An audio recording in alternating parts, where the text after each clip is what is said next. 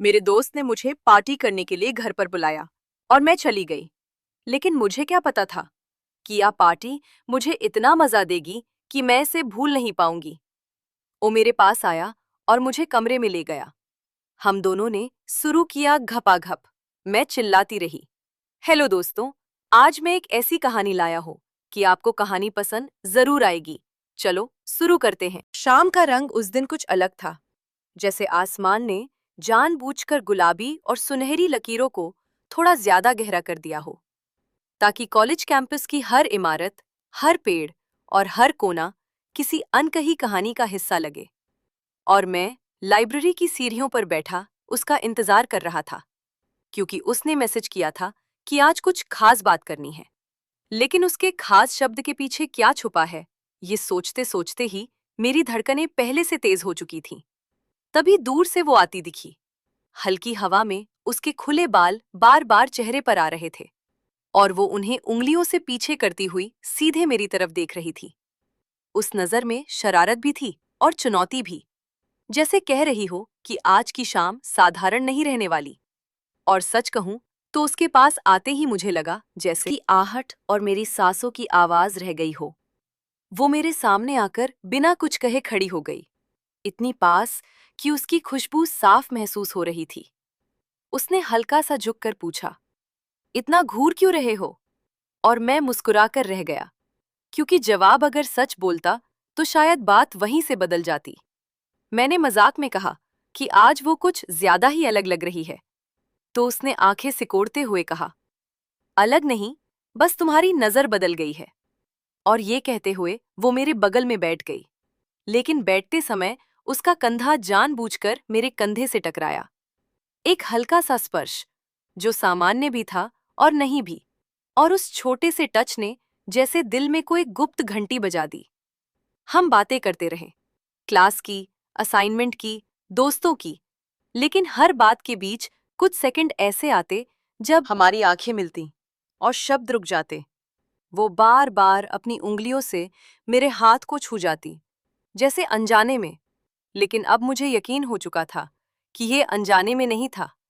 वो आज खेल रही थी, इशारों का खेल, नजरों का खेल, दूरी और नजदीकी का खेल। और मैं भी उस खेल में शामिल होता जा रहा था। मैंने धीरे से पूछा, आज सच में क्या बात है? तो वो थोड़ी देर चुप रही, फिर मुस्कुराई और बोली, चलो कहीं शांत जगह चलते हैं। और उसके इस प्रस्ताव में एक ऐसी नरमी थी जिसने मुझे बिना सवाल किए खड़ा होने पर मजबूर कर दिया। हम कॉलेज के पीछे वाले गार्डन में पहुंचे, जहां शाम ढलते ही भीड़ कम हो जाती थी। पेड़ों की छाया लंबी हो चुकी थी और हवा थोड़ी ठंडी। वो चलते चलते अचानक रुक गई और मेरी तरफ मुड़ी। उसकी आंखों में वही गहराई थी जो पिछले कुछ दिनों से मैं नोटिस कर रहा था। उसने धीरे से मेरा हाथ पकड़ा। उंगलियों की पकड़ मजबूत नहीं थी, लेकिन छोड़ने वाली भी नहीं। और फिर वह थोड़ा और करीब आ गई, इतनी कि हमारी सांसें एक लय में आने लगी। उसने धीमे से कहा, तुम्हें कभी लगा कि हमारी दोस्ती बस दोस्ती से ज्यादा हो सकती है? और ये सवाल हवा में तैर गया। मैंने उसकी आंखों में झांकते हुए जवाब देने की कोशिश की, लेकिन शब्द कम पड़ गए, क्योंकि सच तो ये था कि ये ख्याल कई बार आया था, बस कहने की हिम्मत नहीं हुई थी।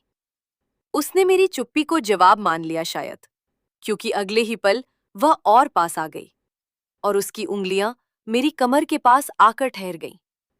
स्पर्श हल्का था, जैसे वो बस मेरी मौजूदगी को महसूस करना चाहती हो। लेकिन उस हल्के स्पर्श में ऐसी गर्मी थी जिसने पूरे शरीर में एक सिहरन दौड़ा दी। मैंने भी धीरे से उसकी कमर को थाम लिया, सावधानी से, इज्जत के साथ।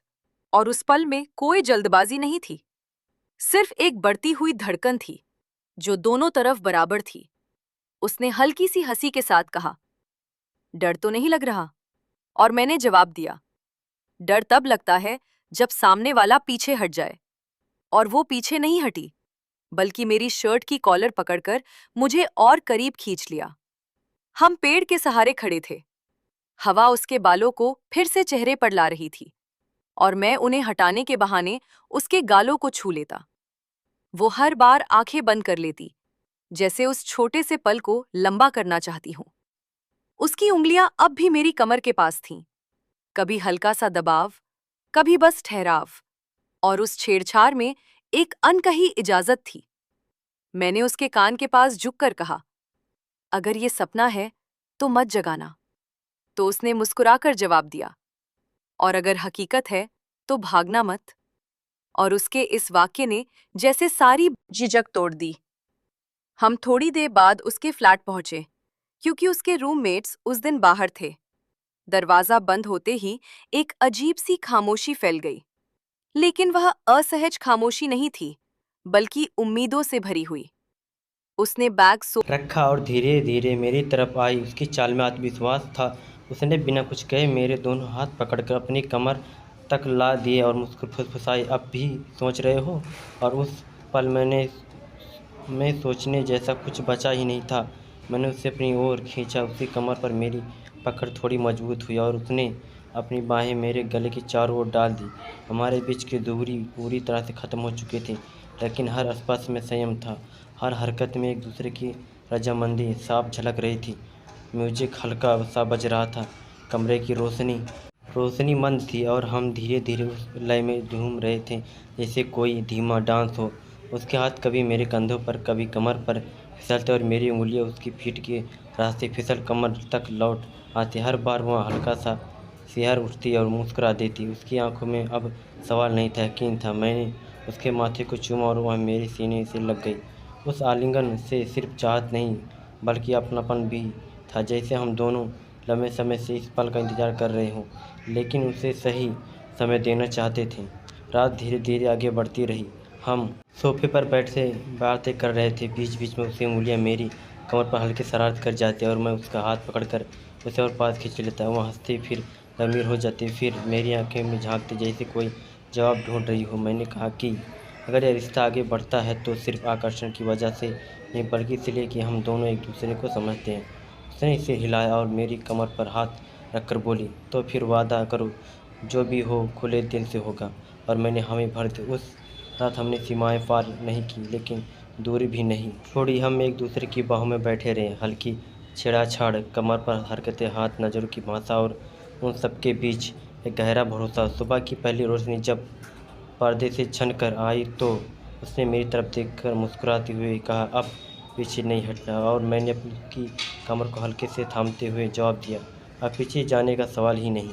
क्योंकि उस रात हमने सिर्फ एक रोमांटिक पल नहीं जिया, तो हमने अपनी दोस्ती को एक नए रिश्ते में बदलते हुए महसूस कि किया था, जहाँ छेड़छाड़ में मिठास थी, इशारों में इजाज़त जहर था, और हर